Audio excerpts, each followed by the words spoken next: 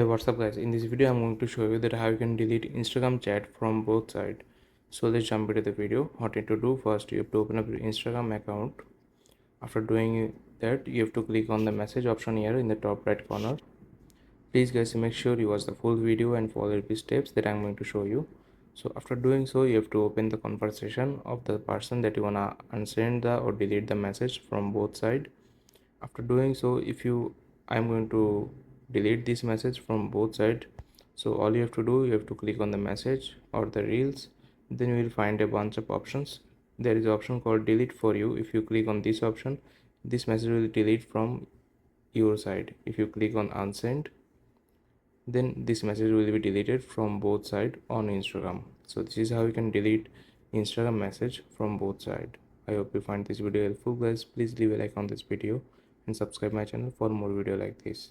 Peace.